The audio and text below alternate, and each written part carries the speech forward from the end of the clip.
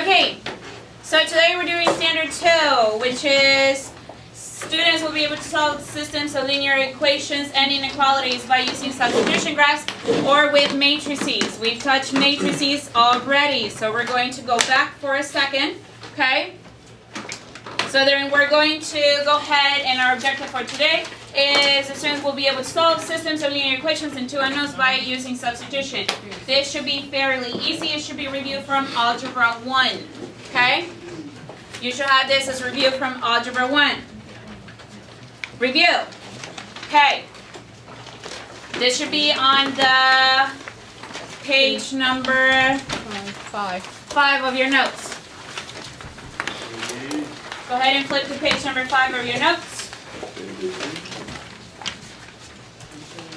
And you have, what is a system of equations? What is a system of equations? You actually have to fill in the bubble in your notes. Alright, what is a system of linear equations? It's a set of two or more equations that use the same variables. Keyword in there. Give me a couple keywords. More. System of equations. Or more. Okay. What else? Two or more. Two or more variables. Okay, two or more equations. And Same what variables, else? same variables. Same variables. Go ahead and highlight same variables. Okay? Two or more and same variables. Go ahead and highlight that right now. Two or more or same variables.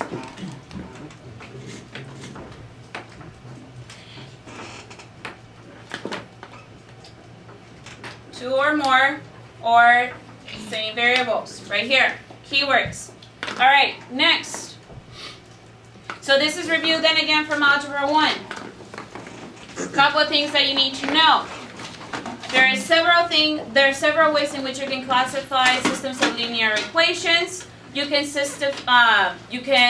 justify a system of linear equations by having a unique solution, and that is what we call an independent system. Okay? We call it an independent system. One solution. You can classify systems of linear equations with the following types of solutions. A system that has a unique solution is what we call an independent system. Now notice here the graph. You see that point right there that I just highlighted? Yeah, What does that point mean? It intersects. Both of the lines intersect at that point. Yes, and what does that mean? What does that mean? As far as the solution. Isn't it that it have one point, or that is? No. As far as the solutions in your system, what does that mean? How many points of intersection do you have? One. That means you only have one solution. Exactly. Good job, Debbie. That means you have one solution. Good job. Dependent system. Go ahead and highlight that. What is a dependent system? Has infinitely many solutions. Infinitely many solutions. That's what we call a dependent system. A dependent system. Now there's something that I want you to note right here. Why do you only have one line? Alright. Because it has many solutions. I will come back with the answer. I will ask you to share your answers in a little bit. The next set. An inconsistent system. Inconsistent system has no solution.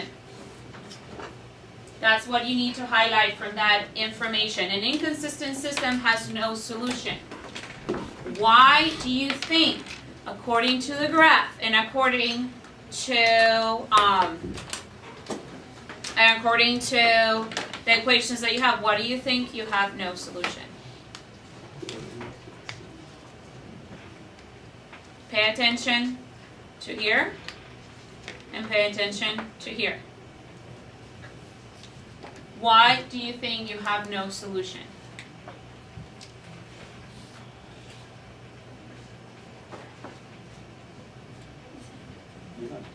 Go ahead and write down on your notes why you think you have no solution.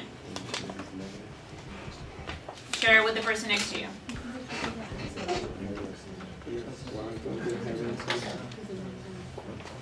Why do you think you have no solution? Brianna, share it. Charlton, come on, let's go. Why? Joshua, Kiana, why do you think you have no solution?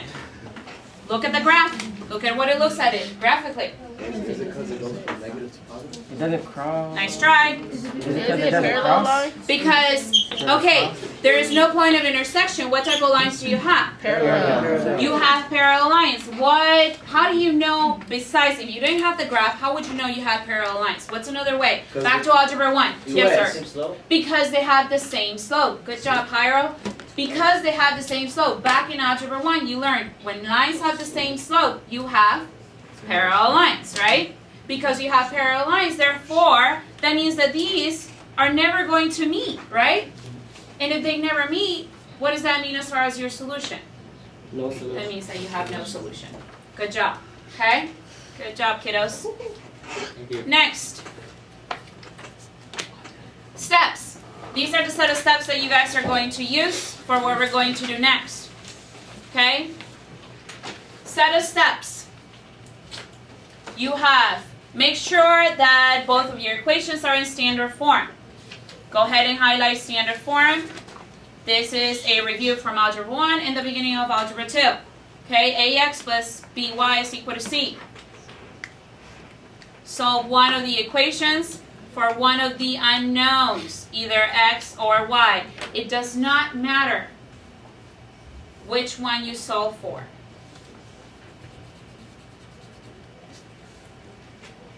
Now you just get to fill in the blanks. There's only certain things that I blocked out. I didn't block out everything. So for number 2, solve one of the equations for one of the unknowns.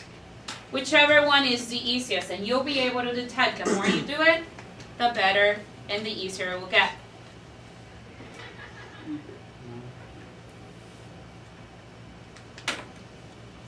Number 3.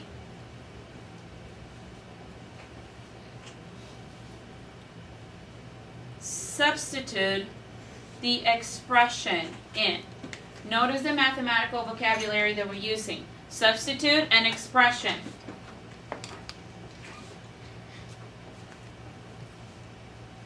Substitute the expression in.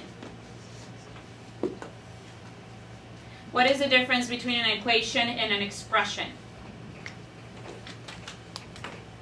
Equation versus expression. What's the difference? What do you have in an equation that you don't have in an expression?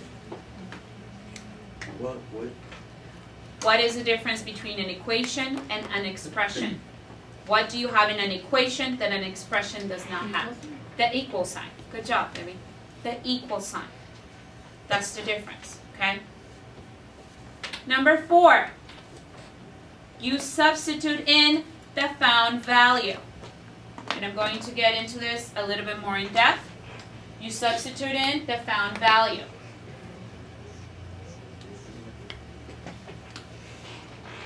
And then finally, you check.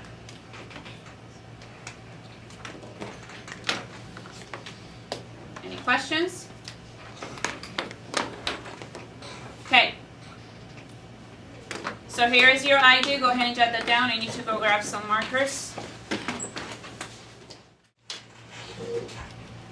Okay. First thing that you need to do, you need to label. Equation 1, equation 2. Looking at my 2 equations, I believe, and this is just by your pure belief, what do you think is the easiest? I believe that the easiest thing for me to do is to solve for the first equation and to solve for y. That's my own personal belief. You could believe whatever you want. It's up to you, okay? You will still end up with the same answer. So I'm going to go ahead and take number 1. And my step number 1, it says, make sure that both of your equations are in standard form. Are both of my equations in standard form? Ax plus by is equal to c? Yes. Okay, so we check number 1. So put a check next to number 1. Done. Check number 1. Okay? So once you check number 1, you look at number 2. Solve for one of the equations, try to find one of the unknowns. I'm going to try to solve for y. So I'm going to write over here, solve equation 1 for y. Just my eraser. Solve for y. So I'm going to solve equation 1. That 1 means for equation 1. Solve for y. I'm going to say negative x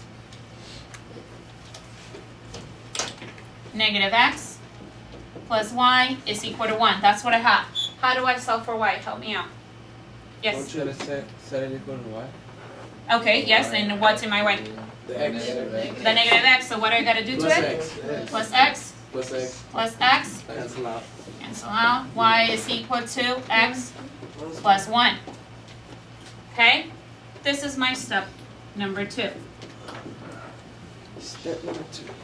We put a check. You can put a check. Step number 2. So now I'm going to grab this right here, and I'm going to use this expression that I'm about to circle, okay? And I'm going to substitute it in for y on my second equation, okay? So I'm going to write step number 3. I'm going to utilize the expression that I just found, which is x plus 1, and I'm going to substitute it in for y on my equation number 2. So I'm going to go ahead and substitute into equation 2, substitute in for y, substitute x plus 1 in or y. Okay? My second equation, I write it down. Equation number 2. 2x plus y is equal to negative 2. What am I substituting in for y? X plus 1. So I'm going to say 2x plus x plus 1 is equal to negative 2. So now all I got to do is combine like terms. 2x plus another x. 3x plus 1 is equal to negative 2. Check x by itself. You need to try to leave the x by itself. What's in my way? Negative 1. So subtract negative 1. Cancels out. 3x is equal to negative 3. Divide. Divide both sides by 3. 3 divided by 3 is 1, so you're left with x is equal to negative 1. Am I done? No. Yeah, no. You found x. Well, how do we find y? You plug your x. You gotta substitute in the value of x into either one of my equations, right? To find in y. Now, what would make sense? What would be the easiest thing to plug in into? Exactly. You already figured this one out, right? So the easiest thing will be for you to plug it here. Can you plug it in here or here? Yes. Yeah. But it'll be more. But it's easier to do it over here, right? So when you plug it in, we're going to plug in x is equal to negative 1. So I'm going to say, go back over here. This is my step number 4. Let me go over here. Step 4. Substitute in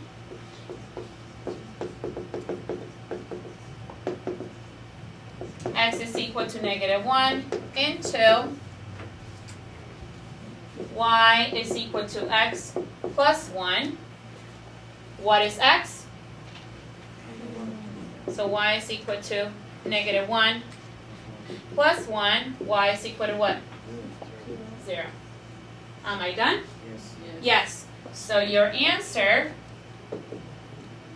is going to be the order pair negative 1, comma 0. That's your answer right here. Okay? Any questions? Give me a thumbs up if you are with me, please. Good job.